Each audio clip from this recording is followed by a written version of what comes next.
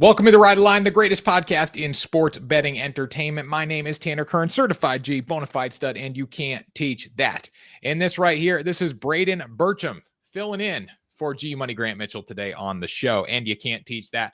Bada boom, man, the people in the room. Braden, how you doing? Doing great, Tanner. Doing great. We got a Final Four this weekend. Baseball's underway, so a good week to be a sports fan right now. So looking forward to the games this weekend, and hopefully we get some good games. Definitely. It's going to be a great weekend of sports. And if you guys are familiar with Braden's voice, does some videos on the WSN social pages. So he's filling in for Grant right now. Grant's actually overseas in London watching some Premier League soccer. You a soccer guy at all? I'm not. I see a bunch of his videos, though. I know he's big into soccer and the NBA, so that's most of the content I see from him.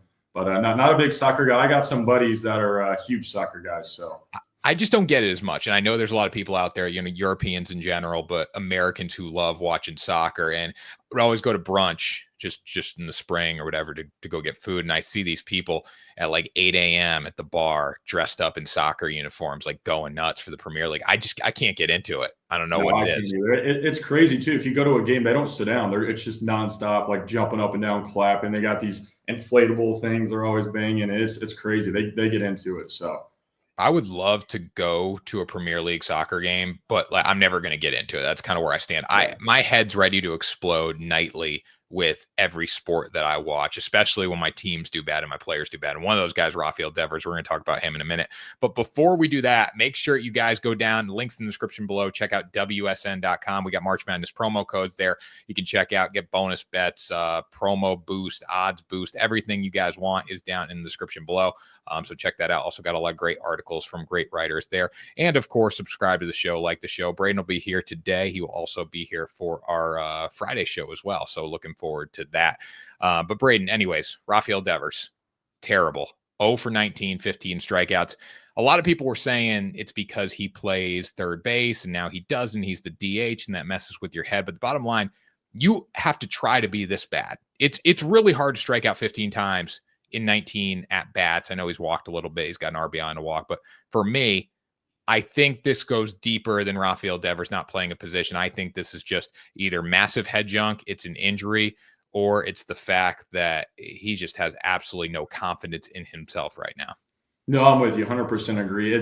I don't know if it looks to me he's put on a little bit of weight. He's out of shape right now. I don't know. And we're talking about Devers. This is an all-star. I mean, he's in the all-star game every year. This is a guy, I mean, he can lead Boston to a World Series. I mean, and he's just not doing it right now. I'm not saying they don't need him right now because they're still having a decent year, but he at 19 at bats, 15 strikeouts, that's pretty hard to do. He can't hit a beach ball right now. I don't know if it's a mechanic thing, an injury, like you said, but it's been bad. Yeah, Red Sox, a lot of high expectations when you look at them coming into the season. They have all the talent in the world, just can't find a way to deliver one bit right now. 1-4, go down 3-0 today to the Baltimore Orioles. They come back, they make it a game, 4-3 at some point, and the Orioles just find a way to blow them out. But with Devers, how do you move forward if you're him, you think, right now? Because for me, if I was Rafael Devers, I would not want an off day tomorrow. I would want just to go and play baseball and try to keep working through this. But for him, it might work. In your opinion, what would you want? Yeah, I'm right there with you. The biggest thing getting out of a slump, you need to be playing. I'm not a big guy. Oh, let's sit a couple games, get my head right. You need to see ABs. I mean, it's hard enough to hit some of these guys now, and it keeps getting harder and harder with these guys throwing 100 plus. So he needs to play. He needs to continue to play. He'll figure it out. Like I said, he's an all-star. He'll figure it out. But he's not cutting it right now. I'm kind of curious what reaction he's going to get at Fenway Park on Friday, opening day. I will be in attendance. I'm pumped about that. But I don't know what he's going to get. I think he's going to get the standing ovation, obviously, because that's just what we do for struggling players now. But it's only a matter of time before people start turning on him, because I think that's the case with every player in a big market. 100%. 100%. I can give you a little comparison. I remember a couple of years ago when like Matt Holliday in St. Louis, he was the guy. Similar start to the year. I mean, it might have been worse than Devers. I mean, he was striking out every plate appearance, and he got booed on opening day. So you never know. But Busch Stadium can be rough. Some of those Cardinals fans can be rough. I'm sure Boston can be like that too. You just never know there with those things. Yeah. How are the Cardinals doing right now? 4-0 right now. 4-0 right now. Because we have you guys on opening day. Yeah. Yep. We'll be there. We'll be there. Right. We got the Angels today, tomorrow, Wednesday, and then Boston this weekend. So that should be fun. That's what Devers needs to get hot. He needs the St. Louis Cardinals, because I don't think he's going to find it in Baltimore one bit. It was crazy today too. End the game. We're recording this on Monday. The podcast comes out on Tuesday, but end of game. Duran gets a hit, so it's Devers to decide the game. They were down by 3-4 runs at this point, so it really didn't matter. But it was just another at bat. I'm like, damn, this could be another strikeout. Finds a way to walk. Luckily, I believe he did. Definitely walked. He did not strike out. That's all I know. And then most of the strikeouts, they've been swinging, right? It's not like he's just taking pitches. They have been swinging, right? He's taking daddy hacks on like 0-2 counts. Oh, yeah. 2-2, 3-2, whatever. Everything's a daddy hack. He has not tried to shorten up one bit. And they actually cut to him in the dugout today. He was smiling at one point, and it was after a strikeout. I'm just like, what is going on? I know you're trying to like stay loose and be happy and stuff, but man, like I want you in the cages, go and take swings or do something, stay loose. Like this goes beyond third base. Bregman's the third baseman. When you sign Bregman, he's the Gold Glove third baseman. Rafael Devers is not your guy, no matter how much you've paid him. But just when it comes down to the fact that people that are still defending him right now, saying he's mad that he's not playing third base, that's a load of crap. Because no player wants to be this bad too. And again, 15 strikeouts when he's not even making contact. He looked okay at the plate today at times, but just as far as making foul tips and making contact, but there's no approach there at all. It looks like it's a lack of preparedness more than anything. Yeah, 100%. I actually saw a stat today on Twitter about comparing him to like Jordan when he played the field last year versus DH, and his average was off by like 30 points. I don't know how. I mean, I guess playing the field it keeps you in the game a little bit longer. But when you're DH and you got one job, I feel like you should be more prepared coming to the plate that day. You only have to worry about hitting, not like tracking out a ball or anything. So we'll see. Like I said, he'll figure it out. He's an all-star, but it's been brutal so far. So maybe the Cardinals coming to town, that'll fix them. Yeah, we need it. We need some wins, because 1-4 right now, not off to a good start. So I bet Red Sox over 85.5 wins. I got, luckily it jumped up to 86.5, and I don't know if that number is going to hit after the rough start. And then I also have them to make the playoffs. Obviously, it's not done. We're only 5 games into the season. With that being said, though, it feels like I'm just dying a slow, painful death every time they lose a baseball game right now. So I actually went through last year's schedule. I'm looking at how many times they lost 4 games in a row. Happened a significant chunk of times. They still won 81 games. But these win totals for baseball are just brutal, because you want to get off to a hot start. Oh, 100%. And I'm on the actually on the Cardinals under, I think 75.5. I got it at, and we're 4-0. So I'm the complete opposite how you're feeling right now. It's a different kind of sweat. Yeah. But anyways, we got some other baseball news here. Jurickson Profar suspended 80 games for steroid use, PED, a banned substance. The Braves signed him to a 3-year deal for $42 million guaranteed, average annual salary of $14 million. Pretty good for him. With that being said, now headed to the suspension for the PEDs. What's your thoughts on this? Yeah, we talked a little bit about this before the show, but it's amazing to see how many guys are still thinking they're going to get away with this without getting caught. Like it happens every year. We see a couple players, especially him. I mean, that's not like a super small contract. That's a pretty good chunk of money there. So, I mean, the Braves are counting on them. They're 0-4 right now, and he just got suspended 80 games. So things cannot be going worse in Atlanta. But it's amazing to see so many players trying to get away with this still, like thinking they're not going to get caught. I don't get it. At what point do you just say, like, what is the point? Jurickson Profar, I don't believe he's going to be a Hall of Famer by any means. He's a career 250-ish hitter, right, in that range. And at what point you sign a deal, you're with a new team, why are you taking steroids? And he's probably gotten away with it for a little chunk to keep doing it. But what is the point? There's no upside to it. You only have negative. You can only tarnish your career, and you can only miss games. So it just doesn't make any sense to me. Same thing. We go back to like Tatis back in the day doing it. Like, what are you doing? You got it all, man. And you're going to be one of the best players in baseball, and everyone's all over you. And then you get hit with a suspension. It blows my mind that we're still going through this. Yeah, it's unbelievable. And I could be wrong, but I do think a couple of the last guys that have gotten caught, it's been more than 80 games, I'm pretty sure. So I don't know how he only got 80 games. Because a couple of those guys, I think like Tatis, he was the whole year, wasn't he? Yeah, he was a significant suspension. Yeah. So 80 games, I mean, I don't know how they factor that, but I mean, still, like you said, it's unbelievable how these guys think they can get away with it, and then boom, there goes your season. So And I wonder too, like, what is the differentiating factor between 80 games, 162 games, more than that? Like, what's the difference in the amount of drugs these guys are taking? Is one drug help you that much more than the other? I'm sure a lot of times too, these banned substance conversations come down to, well, I'm a player and I didn't know this was a banned substance, which they should. They have agents, they have team personnel. If you don't know, you got to ask somebody. But it's just mind blowing to me that you can lose money and you lose time and you lose, valuable your reputation with this, and we still see it week after week after week, and in all sports too. Oh yeah, 100%. Yeah, things cannot be going worse in Atlanta right now. Like I said, 0-4, just lost Profar, so we'll see what happens. And you got to go play the Dodgers now. So, we were saying 3-game series against Dodgers, you're 0-4. Best case, you come out of that series probably 2-5 if you win it. I doubt that's going to happen. It's more realistic that you're probably 1-6 coming out of that series. And then there's a really good chance that you're 0-7 coming out of that series as well. Oh, yeah, 100%. Yeah, you've got Glass now and I think Yamamoto the next day. So it's going to be rough for Atlanta for at least the next week. Glasnow is interesting because that's a guy that has been really good. It's interesting to see how he's going to bounce back here. It pitched a little bit last season towards the end of it, and just one that very, very interesting with Glasnow, what we're going to get, or, missed it toward the end of the season, but was actually really good when he was on the mound and has the capability to be good. But what are you expecting from him this season?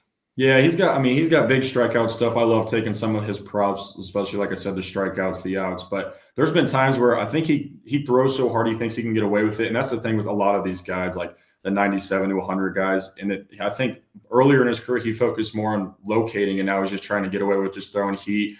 He'll be fine, though. I think he'll be fine because he had a couple Cy Young there, I want to say, like 5 to 6 years ago. So we'll see. But the thing with the Dodgers, they got Snell now, Yamamoto, and then Sasaki. I don't know if you saw his performance the other day. I feel like they always load up on these starters, and I feel like even last year, their starters and bullpen wasn't the greatest in October. They just scored 10 runs a game. So We'll see if they can figure it out, but they'll be fine. I mean, they're the best team in baseball, high market team for a reason. So yeah.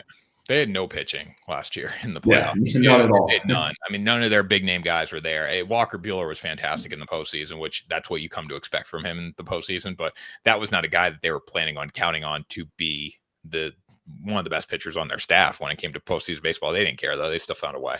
Yeah, and I want to say he had like a 6.5 ERA going into the playoffs, I'm pretty sure. And he just turned it on like his last 2-3 starts. I mean, he was dominant. Gave him 6-7 every start. So definitely. So transfer portal stuff, we're going to talk a little college basketball on the show today as well, guys, but the transfer portal is just out of control right now when you look at the amount of transfers that are in. So Division I transfers right now, Braden, 1,580 are in the Division I transfer portal. 1,080 have entered the transfer portal from Division II level. It's like the mid-majors, the big-time teams pick the mid-majors, and then the Division II kids transfer up to the mid-majors. So it's a mix of what we're getting. There's a lot of, it's like the mid-major teams in Division I basketball are like the junior college teams right now, and then the bigger schools just pick them off. But at what point is this going to change? I don't know when it's the salary cap. I don't know when that's going to come into play. I don't know when we're going to start to get a much better landscape of NIL, but we're hurting kids trying to go to college from high school. Then we're also hurting the kids in the sense of they need to get an education, because I can't imagine their grades are good going from one school to the other. When I tried to transfer, none of my credits really transferred. So I can't imagine all these kids are getting their credits transferred. Now they definitely are, because again, it comes down to money, but we're hurting the kids, and as much money as they're making, it needs to just get contained a little bit here. Yeah, I mean, whether it's a salary cap or maybe you only give teams a certain amount, 10 million maybe on play. I mean, that's still a lot though. Players are getting a mil. I know I'm a big KU fan. We have one player on the roster right now, so we'll see what happens there. But yeah, like you said, it's hurting high school kids, especially with these coaches like the Sells, the Izzos, the guys that they're known for developing kids over 4 years and becoming dominant. That's their motto. And now you got they got to get in the portal, and kids are just going to leave if they got more money somewhere else. So there needs to be a cap, some restrictions to this, or else college basketball, even college football, it's going to go downhill. So yeah, and It's not like everyone's making $1 million, but you got kids now coming out saying, I want $1 million. Like, this is the number I want, or that. And, especially for college basketball too, I think college football is a little different because you got to field the whole team, right? You got to field 100 and something guys, and not everyone's getting paid. But for basketball, you got 15 dudes on the roster. You got 5 stars. They're going to make the majority of the money. There's a lot more room to pay kids in basketball than there is in college football. With college football, a big name quarterback's probably making what, not lower level, but not the headliner of the basketball team is probably making more than the starting quarterback, depending on who you are. Obviously not Arch Manning, just because you have less kids, so you can pay them more. It's like NBA contracts versus NFL contracts. So every school needs a salary cap. Every sport needs a salary cap, conferences, all that. If you were in charge of the NCAA right now, how would you fix it? What would be the way you go about it? I would set a cap. These kids, either they're getting paid from, bit like NIL opportunities like on campus or straight from the team, but not both. Because you got kids that are going to teams, being promised $750 to $1 million. Well, once they step foot on campus, you got all these local businesses and everything. That's really where the numbers are adding up. And so there just needs to be a restriction per kid, I think, or else we're going to have like guys starting at like Florida and Auburn, like leaving, going somewhere else just because they're getting 500,000 more. And that's unbelievable to see. I feel like it's not about winning anymore. Some of these guys it is, but it's all about money. It's becoming a business, and something needs to change. I think there's multiple ways to do it. First off, let's take it away from like outside donors. Like, donors can put the pot together, but the coaches and the general manager should be the one to delegate it. I don't think the kids should have to do like a commercial for a car company or a social media post in order to get their NIL money. They're playing basketball, they're playing football. That's what they're getting paid to do in the end of the day. Let's not sugarcoat it. It's a business. That's the first step. So once you put it in the hands of the coach and the general manager, instead of just outside donors where the coach is like, we got to get this kid this money to the donor, it makes it a much easier conversation. I think a salary cap is tough. Somebody commented on a post I made the other day saying, well, we should do it like baseball where there's no salary cap. That's hard in the sense of you're just going to get the massive schools to take over. I think if you're not going to do it that way, you at least need to hit a salary floor. And if I'm in the SEC and I can't hit a salary, or I don't want to, you shouldn't be in the SEC anymore.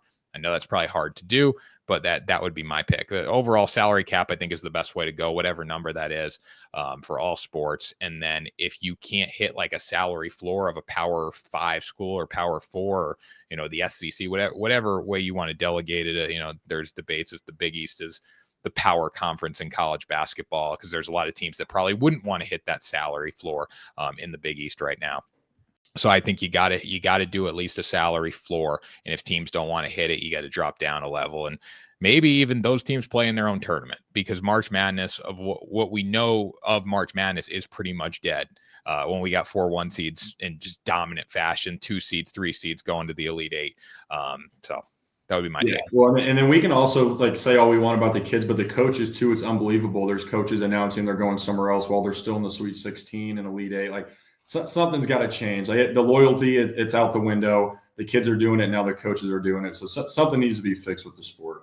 Well, the Kevin Willard situation is interesting because you look at how things went down. The AD at Maryland goes to SMU.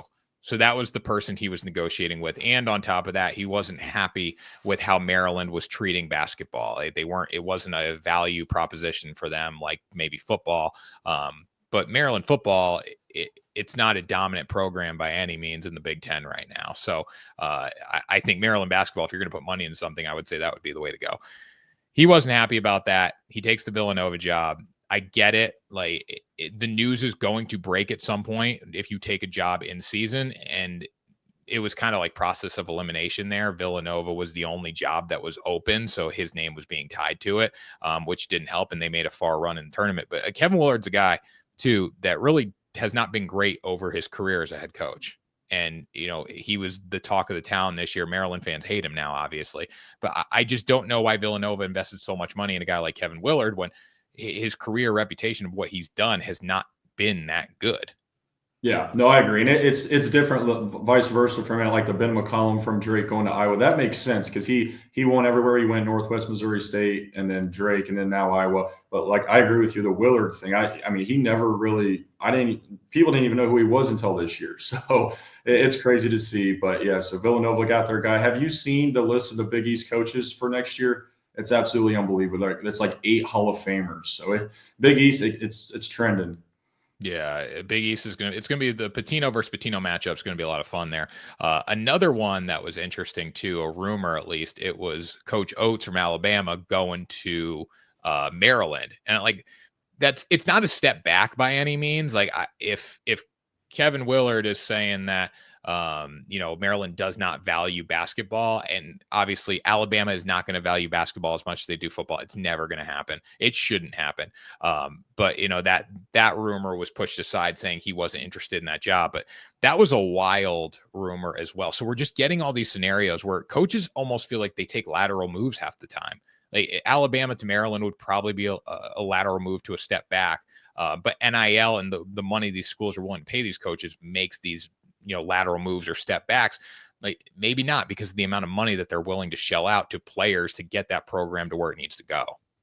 Yeah, 100%. And yeah, I believe the Nate Oates thing when I first saw, but I guess it's untrue, like you said. But the fact that a guy that had taken a team to like a Final Four a couple years ago, an Elite Eight this year, now going to Maryland, it's something's not right there. So something needs to happen in college basketball with the money and NIL, and for not only players but coaches. So something needs to be set. Like another thing, John Calipari, I don't know if you saw that interview. He didn't even know the transfer portal opened up that Monday when it did, when Arkansas was still playing. It's like crazy. Some of these schools are out there recruiting, trying to get guys for next year when we're still playing March Madness. So it's crazy. Something needs to be done.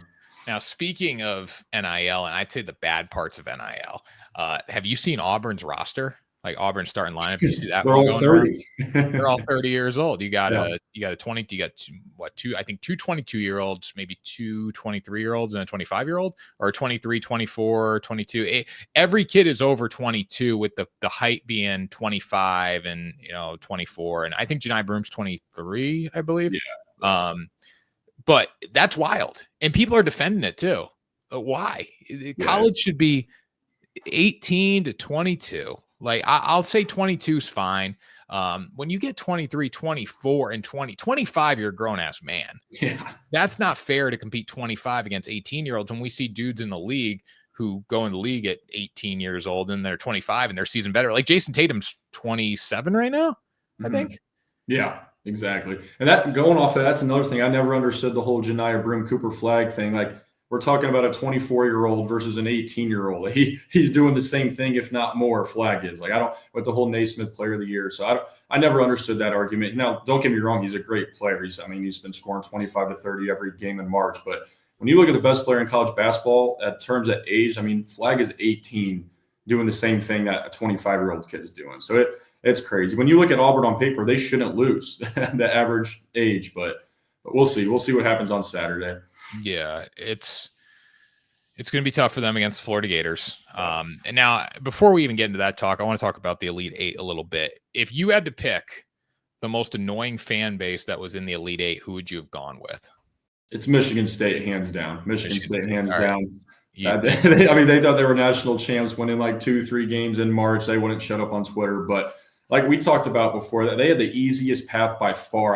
It wasn't even close to the Final Four. And they ran into a hot Ole Miss team, beat them. They started going crazy. We're national champs. You can't put them in the same conversation as the 4 we have on Saturday. You just can't. No, you can't do it one bit. It's a situation when you look at Michigan State, it's just like they thought that they had a legitimate chance, I think, to win a national championship because they play defense and they crash the glass and they're good. They make tough twos and they wear teams out. But I don't understand the argument of those kind of teams that play like that in order to win a national championship in today's world. You need to be able to score at a high level to win a national championship. And if you don't do it, you're not competitive. I look at Rick Pitino. I made a video too after Michigan State had their really rough weekend. They still covered 2 times, but the first and second round, you beat Bryant. You play bad against Bryant. You beat New Mexico. You really could have lost New Mexico at any point in that game. And they found a way to pull through. They covered the number. But I make a video and I say this is a terrible Michigan State team. They can't shoot free throws. I'm wrong there, but I went off what they did in the first and second round. They're obviously a great free throw shooting team. I knew that. I was going off what they did that weekend, right? Just a gambler's rant. I got Michigan State people in my mentions. This team's great, blah, blah, blah. Everything, like comments are popping off. videos are going crazy. And the bottom line is, I think Michigan State fans thought their shit didn't stink, and it did. It was very bad, actually, because when you see them against a legitimate Auburn team, they could not close that gap one bit. And Auburn just Janai Broom in the post, they had no answer for him, and then they couldn't make it 3. And they went 2 times scoring droughts for 5 minutes each in the first and second half. You can't do that and expect to win. And that's what they've done this season and won games. So it doesn't work like that in the tournament. Yeah, 100%. After the first round, the Big Ten was 10-0. All I saw was Michigan State fan. Oh, we're still the best conference. All this, that. Like they don't even compare to these 4 teams that are in it right now: the Auburns, the Floridas, the Houstons, the Dukes. So yeah, my answer is Michigan State by far. So if you had to pick a team that you want to win a national title, not saying they are going to, but if you had to pick one of these 4 teams that you want to win as a fan, who would it be? It's Houston for me, just being a Big 12 guy, just because, I mean, we all year we saw the Duke, Auburn talk, who should be number 1, this, that. Then Florida started to turn it on in January. Houston's kind of been, I don't want to say an outsider, but they were never, top 3 conversation. And they have the best they've had the best defense for Ken Pom defensive efficiency the last couple of years. Their issues has been, not scoring offensively as much. This year they got some dudes. LJ Cryer's playing well, so I think they can hang in with Duke for maybe 30 minutes, but at the end, I mean, I think Duke's just going to pull away. But we'll see. They can defend. They're a physical team, so I would love to see Houston win, but I don't know if they're going to beat Duke. So my thing with Kelvin Sampson, and this is a guy that is a very good coach. There's no doubt about it. He's been to the Final Four 3 times, I believe. Yeah, 2002, he went there with Oklahoma. And then 21, 25, he's taken Houston there. My thing is, though, you can't win the big game, or you haven't been able to win the big game. And I don't know if that's a fair assessment of a guy who hasn't necessarily been at the best schools. Like Houston, when Houston was in the American Conference, they were in no position to win a national championship realistically before NIL. Now they are. Now they're in the Big 12 and everything's great. But I just can't. I can't get behind these coaches that can't win the big game. Same thing when you go to Bruce Pearl. And I think Bruce Pearl's an even worse example of it, because this man has lost more big games, I think, with good teams than anybody, it feels like. I don't like going with coaches that can't get it done. And I feel like those 2 guys are guys that just historically have lost big games. And until that changes, I can't change my mindset on how they coach and how their teams play. Yeah, 100%. I mean, he kind of reminds me of Franklin from Penn State in terms of football. They're always going to be up there, but can't win the big games. I'll agree with you there. I love what Todd Golden's doing this year with Florida. I mean, it seems like every time they get down, like 5-10 late in game, they always find a way to win. So that'd be cool to see them. But I just think it's Duke's year. They're destined to win. They got the best player in the country, but we'll see what happens. We'll see if Houston can give them a game. I would like to see Duke, Florida, or Houston, Florida, but we'll see.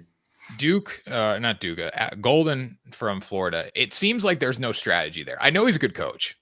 It seems like it's like, let the boys play.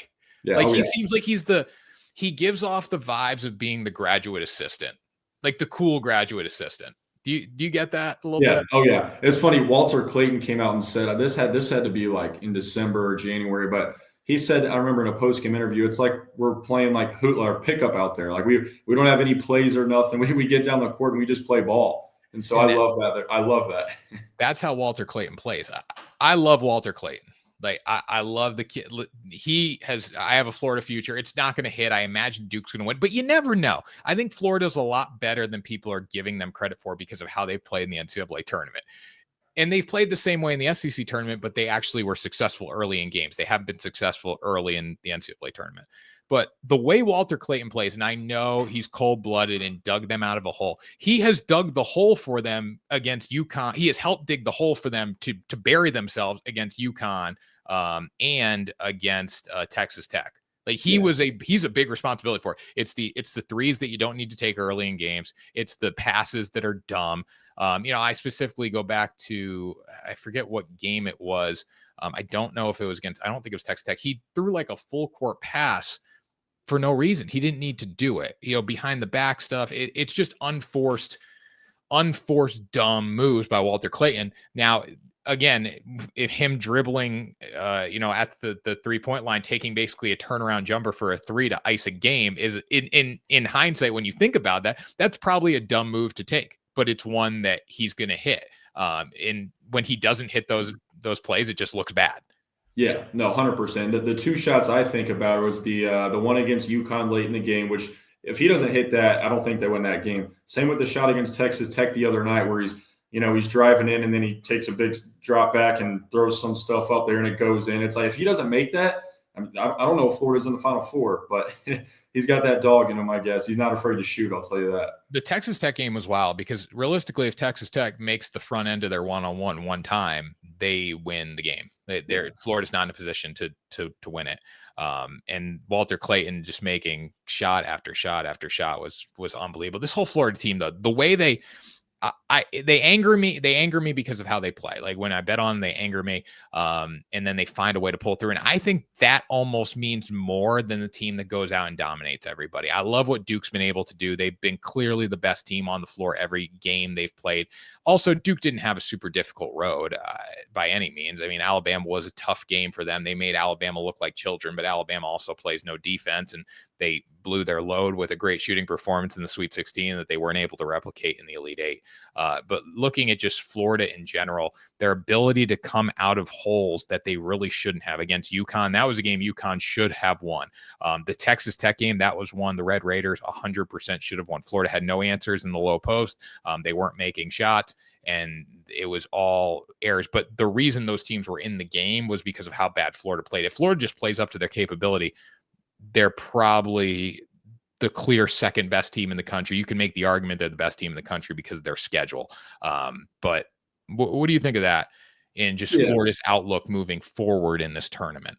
Yeah, I mean, on paper, I do think when you're looking at a starting five, I do think they match up very well against Duke. I mean, Elijah Martin, he's been playing unreal too to match up with Walter Clayton.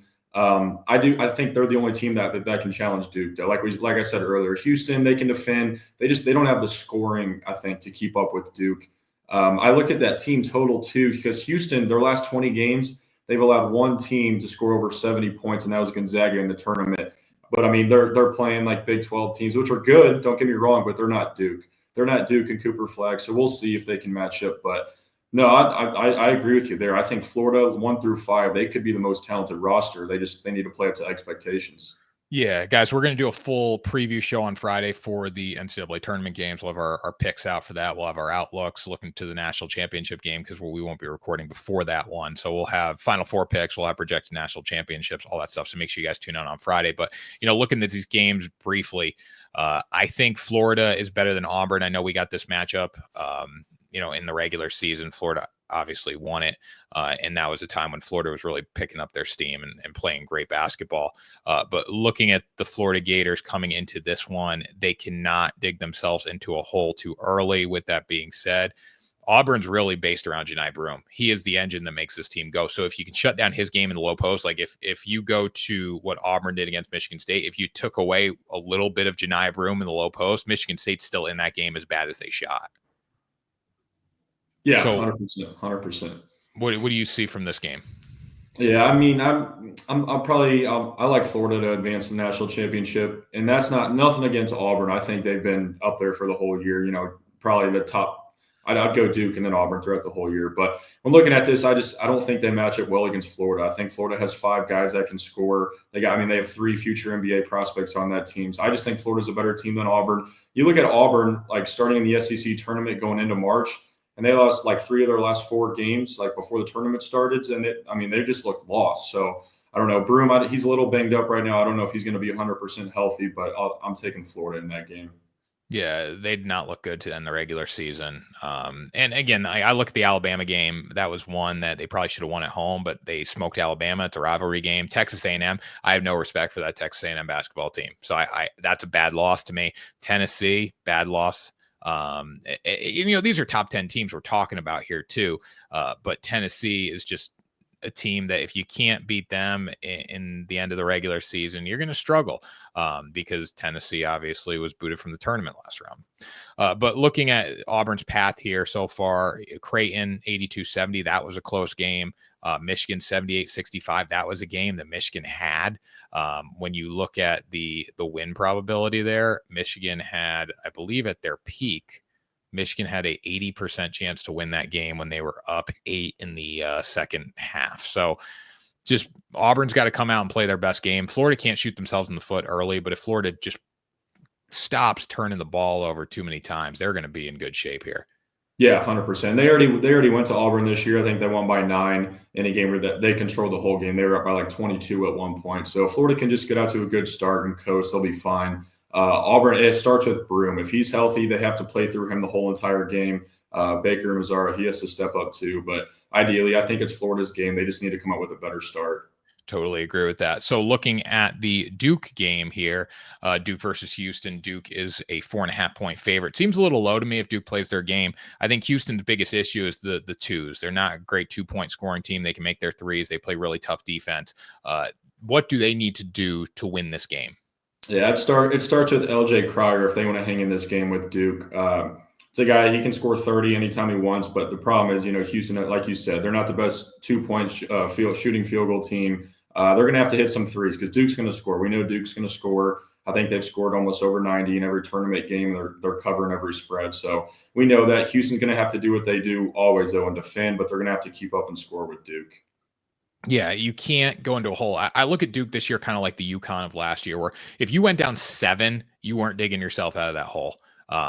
You can't go down double digits. Duke, Alabama did it multiple times. They tried to fight their way back in, but Duke's got so many players that can make threes, can make tough twos, and they're just going to put you right back into that hole. So you have to control the pace. And I think that does play to Houston's strength of how they actually play defense, right? If Houston can suffocate them on the defensive side of the ball and slow down their pace and their tempo on offense, which they probably plan on doing here, they're in really good shape. I don't think that's going to happen. And again, we'll give our picks later in the week, but there is a route to victory for Houston better than any teams had in this tournament. Alabama's route to victory was not good. You have to play really good defense against Duke, because if you just outshoot them, chances are they're gonna be able to shoot with you, and your defense is really, really bad, and theirs is probably gonna be able to make a stop down the stretch. Houston's defense, I mean, the way they played in the Elite Eight, it was just relentless. If they bring that kind of attack, which they're going to, and they put Duke in a position where Duke maybe hasn't been this season, doesn't feel super comfortable in a tight game, that's an edge for Houston in my mind.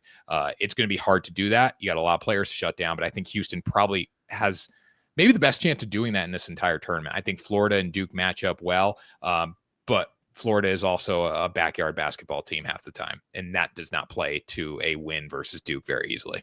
Yeah, no, I agree. I think this is the matchup we've wanted to see all season. You got the number 1 defensive team versus the number 1 offensive team. So we'll see. Houston, they need to score. They need to keep up with Duke, but because we know they're going to defend. I mean, they're allowing like 60 points a game. So, but Duke's going to score. Houston's going to have to match them. So.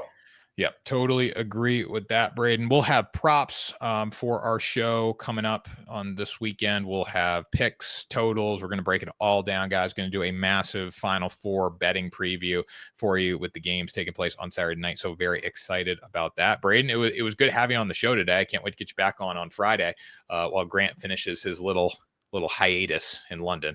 Yep, good to be back. It's been a couple of weeks, so good to be back, and I'm looking forward to Friday. So let's do it. Well, guys, make sure you check out WSN.com. Link down in the description below. Check out all the promo codes, the articles we have there. We're giving picks every single day. And, of course, subscribe to the show. Smash the like button. Smash the subscribe button. Do it all. Share it, guys. And we will see you next time on another episode of Ride the Line.